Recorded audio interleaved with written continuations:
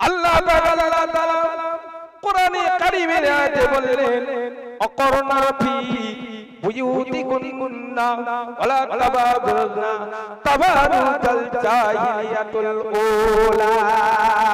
ও মুসলমান মায়েরা বোনেরা, তোমাদের জন্য আল্লাহ পাক আল্লাহ তাআলা কোরআনে কারীমের সূরা নিসার মধ্যে আল্লাহ বললেন, আমার বান্দা বান্দীরা, ও দুনিয়ার মেয়েরা, যুবতী মেয়েরা শোনো, ও বৌমারা শোনো, ও খালারা বুবুরা শোনো, আল্লাহ পাক আল্লাহ তাআলা তোমাদের সম্পর্কে কোরআন নাযিল করে বলছেন, খবরদার মেয়েরা, তোমরা যখন ঘর থেকে রাস্তায় বার হবে, ঘর থেকে রাস্তায় বাইরে গিয়ে যখন তুমি তোমার দোকান বাজারে অফিস আদালতে যখন তুমি তোমার আত্মীয় স্বজনের বাড়ি, বাপের বাড়ি মায়ের বাড়ি যেতে হবে, আর ভাইয়ের বাড়ি যেতে হবে, জামার বাড়ি যেতে হবে, বোনের বাড়ি যেতে হবে, খবরদার তোমরা বেপরদা হয়ে চলবে না। এমন ভাবে চলবে, এমন ভাবে রাস্তায় চলবে, বিদেশে চলবে, মাঠে ঘাটে চলবে, কোন পরপুরুষ যেন তোমার শরীরের একটা অঙ্গ প্রত্যঙ্গ দেখতে না পায়। তাই আল্লাহ পাক পরিষ্কার করে বলছে, এ আমার বান্দীরা, দুনিয়ার মেয়েরা শোনো শোনো শোনো, তোমাদের মাথাটা ভালো করে মোটা কাপড় দিয়ে চাপা দাও, মাথার চুল যেন একটাও পরিষ্কার বেটা ছেলেরা তোমার মাথার চুল না দেখতে পায়। মোটা কাপড় দিয়ে মাথা চাপা দেবে, মোটা কাপড় দিয়ে ঘাড় গলা চাপা দেবে, মোটা কাপড় দিয়ে পিঠি চালবে এবং পেট সমস্ত শরীরটা মোটা কাপড় দিয়ে চাপা দেবে। মুসলমান মেয়েরা, তোমাদের শরীরের এক চুল পরিমাণ, একটা শরীরের লোম, একটা শরীরের এক চুল পরিমাণ চামড়া যেন পরপুরুষ বেটা ছেলেরা দেখতে না পায়। আমার মুসলমান মায়েরা বোনেরা, এইভাবে যদি পর্দার ভিতরে থেকে কোনো মা বোন যদি চলতে পারো, আমাদের কঠিন মুসিবতের দিনে সমস্ত নারীদের বাদশা হবে জান্নাতি নারী। হযরতে আম্মা জান, হযরতে ফাতেমা রাদিয়াল্লাহু তাআলা আনহা ওই কিয়ামতের ময়দানে তানার আব্বা জান বিশ্ব নবী, বিশ্বগুরু, জগৎগুরু হযরত মুহাম্মদ মুস্তাফা সাল্লাল্লাহু আলাইহি সাল্লাম হুজুর পাকের কদমের কাছে গিয়ে আম্মা জান ফাতেমা, আম্মা জান ফাতেমা ওই সময় বলবেন, ওগো আমার আব্বা জান, হুজুর বিশ্ব নবী আমার আব্বা, আব্বা। এই দুনিয়ার জমিনে অনেক নারী জাতিরা, অনেক মহিলারা, অনেক মেয়ে ছেলেরা কোরআনের আইন মেনে চলেছে, হাদিস পাকের আইন মেনে চলেছে, আল্লাহ আল্লাহ রাসূলের সুন্নতকে অনুসরণ করে চলেছে। যারা পর্দা করা ফরজ, আল্লাহর হুকুমটা মেনে নিয়ে ওই সমস্ত মেয়েরা পর্দায় পশিদাপুর মধ্যে থেকে তারা দুনিয়ার জমিনে অফিস আদালতে গিয়েছে, হাটে বাজারে গিয়েছে, আত্মীয় স্বজনের বাড়িতে গিয়েছে, লোকগুরুমের বাড়িতে গিয়েছে, ওরা বেপর্দা বেহায়ার মতো, বেলজ্জার মতো কোনো মেয়েরা যায়নি। ওগো আমার আব্বা জান বিশ্ব নবী ওই সমস্ত পর্দাশীলা মেয়েদের, ওই সমস্ত পর্দাশীলা মেয়েদের জীবনের গুনাহগুলো কি করে মাফ হবে? ওই সমস্ত পর্দাশীলা মেয়েরা কি করে জাহান্নামটা হারাম হয়ে যাবে? ওই সমস্ত পর্দা কন্যাওয়ালা মেয়েদের জান্নাতি কি করে হবে? বেহেশতি কি করে হবে? কি করে আল্লাহর দয়ার বেহেশতখানায় যাবে? ওগো বিশ্ব নবী আমার রাসূল, দয়ার নবী আমার আব্বা, আপনি একটুখানি আমার মহান আল্লাহ পাকের দরবারে আপনি একটু শাফাত করুন, সুপারিশ করুন, দোয়া করুন। কারণ নবী পাকের দোয়া, বিশ্ব নবী পাকের শাফাত, সুপারিশের দোয়াটা স্বয়ং আমার আল্লাহ পাক ওয়াদা করেছে, রাসূল পাকের দোয়া মিস হবে না, বন্দুকের গুলি মিস হবে, দয়ার নবীর দোয়া কবুল হবে না। তাই ইয়া রাসূলুল্লাহ আমার আব্বা, আপনি একটু দোয়া করুন যে সমস্ত দুনিয়ার মেয়ে ছেলেরা পর্দার ভিতরে থেকে আল্লাহ আল্লাহ রাসূলের গোলামি করেছে তাদের জন্য আপনি দোয়া করে জান্নাতে প্রবেশ করিয়ে দিন। জোরে বলা যাবে? আরে জোরে হবে না? নারে তাকবীর! তাহলে কোরআন বলেছি, আমি গল্প বলতে আসিনি, গল্প ছেলে তো নয়, কোরআন বলেছি। তবে আমরা তোলা নয় বস্তির মা বোনেরা, কেমন আপনি চলবেন হাটে বাজারে মাঠে ঘাটে রাস্তায়, আত্মীয় স্বজনের বাড়ি, জামার বাড়ি, শ্বশুর বাড়ি, আপনি এবার বুঝে চলুন। যদি জান্নাতি হতে চাও, আম্মা জান ফাতেমা রাদিয়াল্লাহু তাআলা আনহার সঙ্গে হাশরে দিদার পেতে তাহলে আল্লাহ আল্লাহর রাসূলের গোলামি করুন, নচেত বেকার। হাদিস শরীফে এসেছে তিনটে মানুষের উপরে আল্লাহ পাক খুবই অসন্তুষ্ট হন। হাদিস শরীফে লেখা আছে তিন ব্যক্তির উপরে আল্লাহ পাকের লানত, আর আল্লাহ পাক যে ব্যক্তিদের উপরে লানত হবে, অসন্তুষ্ট হবে, অখুশি হবে, তাদের নির্ধারিত করা আছে জাহান্নাম। আমার মুসলমান ছেলেমেয়েরা, বাপেরা, ভাইরা, আপনারা আমরা জাহান্নামী নয়, আমরা আপনারা সকলে আল্লাহকে খুশি করার জন্য আজ মাহফিলে বসেছি। প্রত্যেকে আমল করব, আমল না করলে কিছু হবে না। তাহলে তিন ব্যক্তির উপরে আল্লাহ পাক অখুশি হচ্ছেন, হাদিস শরীফে লেখা আছে। এক নম্বর কোন ব্যক্তি? ওই ইমাম সাহেব শরিয়ত সম্মত যদি না চলে, সত্য পথে যদি না চলে, ন্যায় পথে যদি না চলে, ওই ইমাম সাহেবের উপরে আল্লাহ পাক বড় অসন্তুষ্ট হন। ওই ইমাম সাহেবের উপরে গ্রামের মানুষ অখুশি হয়ে যাবে। ও নির্ধারিত করা আছে জাহান্নাম। ইমাম সাহেব ভাইরা, আমরা বল খেলা দেখবো না, বল খেলা যাব না কিছু। ইমাম সাহেব বাপ রে বাপ, ক্রিকেট খেলা, বল খেলা যেখানে প্রতিযোগিতা হবে ছুটবে। ও নামাজ যাচ্ছে। আমার গ্রামে ইমাম সাহেবদের কথা বলি না, বিদেশের ইমামদের কথা। হ্যাঁ, দাদা হুজুর পীর কেবলা কিতাব লিখেছেন। দাদা হুজুর পীর কেবলার জীবনীতে দেখবেন নসিহত করেছেন, ওই নসিহত নামায় দেখবেন দাদা হুজুর পীর কেবলা লিখছেন যে বল খেলা দেখা হারাম মুসলমানদের, বল খেলা করাও হারাম মুসলমানদের। আমরা ইমাম সাহেব হয়ে বল খেলা দেখতে যাই, তা কি দেখো গো, 17 আলগা করে দেখছে। 17 আলগা করলে মানে কি হাঁটুর মালা বার করতে দেয় না খেলা করতে গেলে? হ্যাঁ, উড়ত দেখা যায় না খেলা করতে গেলে? একটা ছোট হাফ প্যান্ট কি চাইয়া পড়লো, পড়ে তো ছুটছে। তা উড়ত দেখা তো হারাম, বেটা ছেলে দেখা হারাম, বেটা ছেলে হাঁটুর মালা দেখা হারাম। তা আমরা আলেম মাওলানা হয়ে কি করে ওটা দেখতে যাই? ওতে আল্লাহ অসন্তুষ্ট হয়। কি বুঝলেন? খবরদার। আর আমরা খেলা, বিদেশে খেলা হচ্ছে, বিদেশের সঙ্গে আমরা প্রতিযোগিতা করছি, লটারি করছি।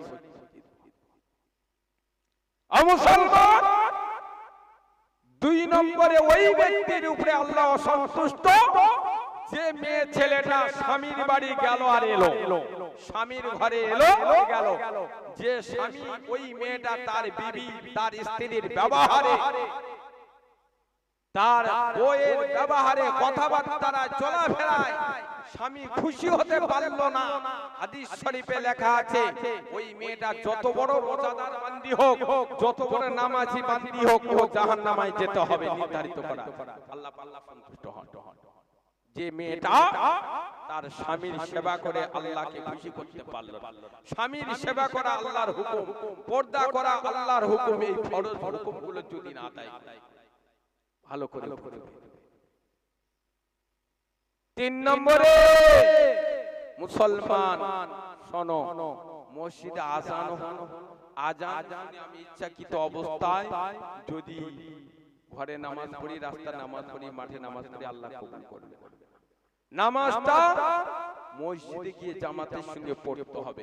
তবে আপনার যদি কারণ থাকে, অসুবিধা থাকে, আপনি তখন ঘরে পড়ে নেবেন, মাঠে পড়ে নেবেন, রাস্তা পড়ে নেবেন, কবুল হবে। আর আপনার কোনো কারণ নেই, ইচ্ছাকৃত অবস্থা ঘরে বসে বসে গল্প করছে, মসজিদে আজান হয়ে গেল, আপনি গেলেন ঘরে বসে বসে সময় নষ্ট করলেন, না আপনার নামাজ কবুল হবে না। হ্যাঁ, আপনার মসজিদে যাওয়ার যে রাস্তাটা আপনি হেঁটে যাবেন, ওই রাস্তায় যেতে হলে বাঘের ভয় আছে, সাপের ভয় আছে, ওই রাস্তায় যেতে হলে মানুষ হিংসা করে গুলি করে মেরে দেবে, তলোয়ার মেরে দু টুকরো করে কেটে ফেলে দেবে, মৃত্যু হয়ে যাবে, তখন আপনি ঘরে নামাজ পড়ে নেবেন। আর যদি এই ভয় ভীতি যদি না থাকে, আপনাকে মসজিদে যেতে হবে। আমরা যারা নামাজ পড়ি এটা তাদের জন্য, আর যারা নামাজ পড়ি তো সব মাপ, সব মাপ। আমার যারা পড়ে ওরা একদম ঈমান কিনে নিয়ে বসে আছে, জান্নাত কিনে নিয়ে বসে আছে। নামাজ না পড়লে জান্নাত, নামাজ না পড়লে ঈমান আমাদের আছে, আমরা ঈমানদার, ঠিক আছে। কে এরকম কিছু মুসলমান তো বল, আমার মুসলমান ভাইরা একটু সাবধান হয়ে যান, চলুন নামাজি দিনদারি হয়ে যান। লোকমান হাকিম তার ছেলেদের কিভাবে বোঝাচ্ছেন কোরআনে আয়াত বলে, তার লোকমান হাকিম তার ছেলেদের নিয়ে বোঝাচ্ছেন, কি বলছেন? এ ছেলেরা শুনে রেখে দাও, জেনে রেখে দাও, আমি লোকমান হাকিম দুনিয়াতে বিদায় নিয়ে কবরে চলে যাব, কবর কাউকে ছাড়বে না, কবরে যেতে হবে।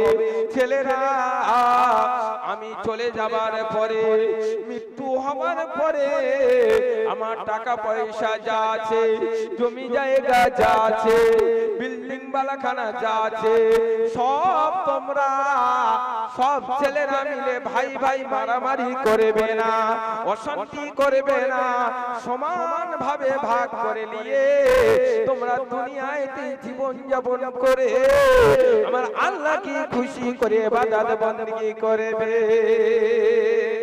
লোকমান হাকিম ছেলেদের ওয়াজ করে বোঝাচ্ছেন, বাবা আমার নামে এত জমি জায়গা, আমার নামে এত টাকা পয়সা ব্যাংকে রয়েছে, আমার নামে এত গাছপালা, ফিশারি মাছ আছে, হ্যাঁ গরু ছাগল হাঁস মুরগি আছে, গাড়ি বাড়ি আছে, তোমরা সমান ভাগ করে নেবে, তোমরা কেউ কারোর কষ্ট দিও না, সৎ উপদেশ নিয়ে চলবে। ছেলেদের বলে যাচ্ছে। এবার লোকমান হাকিমের ছোট ছেলে, তিনি আব্বার কাছে আবেদন করেন, যেমন আমি রফিকুল ইসলাম, আমরা ভাই ভাই পাঁচ ভাই, আমার আব্বা চলে যাবার পথে বলছে ছেলেরা সমান ভাগ করে নেবে, যার জায়গায় জমি আছে, তোমরা রাগারাগি করবে না, অশান্তি হবে না, মিলেমিশে চলবে। আমাদের ছোট ভাই, তা লোকমান হাকিমের ছোট ভাই কি বলছে, আব্বার কাছে আবেদন করেছে, কি আবেদন? আব্বা আব্বা আব্বা দুনিয়াতে আপনি চলে যাবেন গো, আমি তোমার ছোট ছেলে, আমি তোমার ছোট বেটা, দুনিয়াতে চলে যাব। আব্বা বড় ভাই দুনিয়াতে অনেক বছর আগে এসে আপনার সংসারে খাওয়া দাওয়া করে, ব্যবসা বাণিজ্য কারবার করে, চাষবাস করে, চাকরি করে, বালা বিল্ডিং খানা বানিয়েছে, অনেক জমি জায়গা গাড়ি বাড়ি করেছে। আব্বা মেজো ভাইও তাই, সেজো ভাইও তাই। আব্বা আমি তোমার ছোট বেটা, আমার তো এখন কিছু হয়নি, বিয়ে শাদী হয়নি, আমার জায়গা জমি গাড়ি বাড়ি কিছু নাই, আমি কাজকর্ম কিছু করতে পারি না।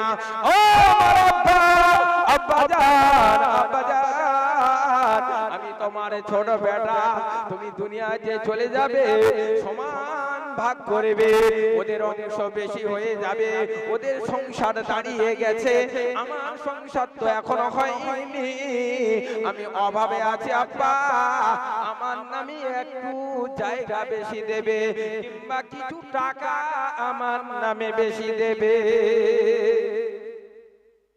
ছোট ছেলে আপনার কাছে আদর করছে, ওরা তো অনেক অনেক পেয়ে গেছে, চাকরি বাকরি কাজকর্ম ব্যবসা বাণিজ্য করেছে, জায়গা জমি কিনেছে, আমি তো কিছু করতে পারিনি, ওদের বিয়ে শাদী হয়েছে, ছেলে পুলের বাপ হয়েছে, আমার তো এখন বিয়ে হয়নি। আমার একটু কিছু দেবেন? বলছে না, সব সমান ভাগ করি। বলছে আব্বা আমি তো তোমার ছোট ছেলে, তুমি তো আমার বড় ভালোবাসো, আমি তো তোমার ভালোবাসি, কারণ বড়র ভালোবাসো বেশি, ছোটর ভালোবাসো, ওদেরকে সমান ভালোবাসো। ওরা তো অনেক কিছু পেয়েছে, আমি তো পাইনি, আর সমান ভাবে ভাগ করি, ওরা তো বেশি পেয়ে গেল, আমি তো কিছু পেলাম না, কি পাবো আব্বা, একটু বেশি হবে না? বলছে বলছে খুব ছোট ছেলে কান্নাকাটি করছে আব্বার কাছে, আব্বা একটুখানি বেশি দেবে না আব্বা, তুমি চলে যাওয়ার পরে আর বেশি পাবো না আব্বা, তুমি দাও না, আমি তো তোমার ছোট ছেলে, অন্তত 1 বিঘে 10 কাঠা বেশি করে দাও, আমি কি করে খাবো, আমি তো কাজ কিছু জানি না। এভাবে ছেলেটা আবদার করে। তখন বাপের মাথায় একটু লেগে গেল, সত্যি তাই, বড় ছেলে, মেজো ছেলে, সেজো ছেলে, নসেজো ছেলে, এরা অনেক কিছু করেছে, এদের সংসার হয়ে গেছে, হয়নি, তাই একটু বেশি দেবো কোথাতে, আমি সমান ভাবে ভাগ করতে বলেছি, কোরআনের আইন, আমি কি করে বেশি দিই? এই বলে এখন আব্বা বলছে এই ছেলেরা, ছোট ছেলে আইকা নাম ওর, তা আইকা একটু বেশি চাচ্ছে, তা আমি তোদের বলছি জমি জায়গা গাড়ি বাড়ি সব ভাগ করবি, একটা টাকা আছে অনেক জায়গায়, আমি ওর কাছে পাবো। তো ওই ব্যক্তিটা কাছে বারবার গিয়ে ঘুরে এসে আমার টাকা দেয়নি, তো ওই ব্যক্তির কাছে যে টাকাটা পাবো, যদি ওই আমার ছোট বেটা গিয়ে যদি আদায় করে নিতে পারে, তাহলে ও নিকে, আর বাকি তোমরা সমান দেবে। তখন সব ছেলে বলছে আব্বা ও টাকা তুমি আদায় করতে পারোনি, আমরাও আদায় করতে পারিনি, বারবার গিয়ে ঘুরে এসেছি, তা ছোট ভাই যদি গিয়ে ওই টাকাটা যদি আদায় করে নেয়, নিতে আমাদের কোনো দাবি নেই। এই দাবি নেই তো? বলছে না। বলছে এই জায়গায় জমি সব সমান ভাগ করে দিবি তো? বলছে ওই টাকাটা বেশি নিয়ে যদি আদায় করতে, বলছে তাহলে ঠিক আছে। এবারে আব্বা বলছেন এই আইকা তুই যাবি ওই যে উমুক জায়গা নদীর ধারে উমুক লোকের বাড়ি, উমুক লোকের বাড়ি গিয়ে যদি ওই টাকাটা তার কাছে আদায় করতে পারবি, ও আমার কাছে ধার করে নিয়ে গেছে, ওই টাকাটা তুই বেশি করে নিবি, যা। বলছে ঠিক আছে আব্বা, ওই টাকা আমি আদায় করে দিয়ে আসবো। বলছে যাওয়াটা কঠিন, ফিরে আসাটা কঠিন, খুব মুসিবত দেখা দেবে, ওই মুসিবতে বাঁচতে হলে 2 রাকাত সালাতুল হাজতের নামাজ পড়বি, আল্লাহ বাঁচাবে, তবে কয়েকটা উপদেশ দিয়েছি মেনে নিবি, উপদেশ ছাড়া চলবি না।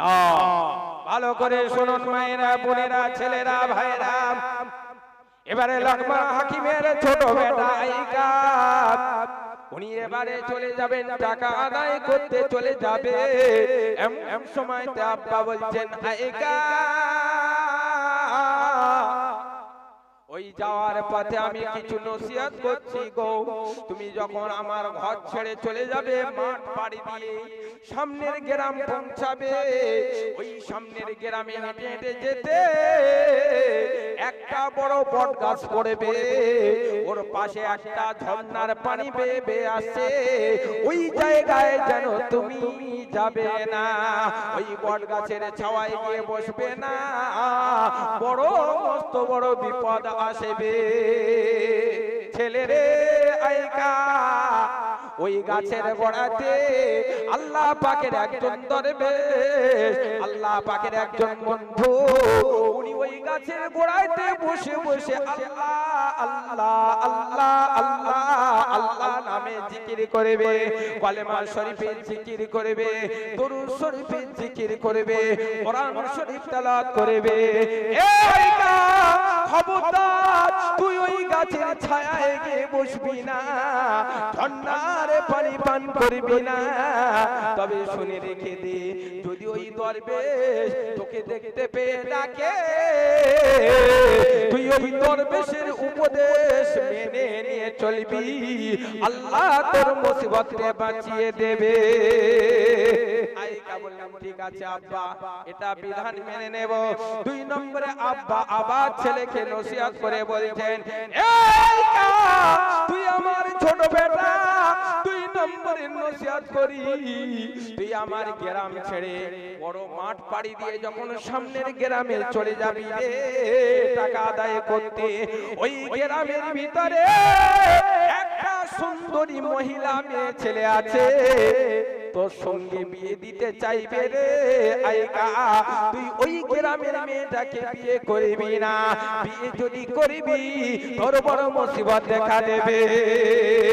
এ আইকা রে তুই যখন ওই গ্রামে যাবি তোকে জিজ্ঞাসা করবে তোমার নাম কি, তোমার বাপের নাম কি, পরিচয় নেবে তোমার বাড়ি কোথায়। তুমি যখন বলবে আমি লোকমান হাকিমের বেটা, যখন বলবে ওরে আইকা, তোকে এত কদর করবে, এত সম্মান করবে, এত তারা আহ্বান করবে রে, তোর সেবা করবে, খেদমত করবে, খেদমত করে ভালোবেসে ওদের গ্রামে সুন্দর মহিলা, সুন্দর ধনবতী, বিশাল অর্থশালী ব্যক্তির মেয়ে তোকে বিয়ে দেবে। তুই ওই মেয়েটাকে খবরদার বিয়ে করবি না।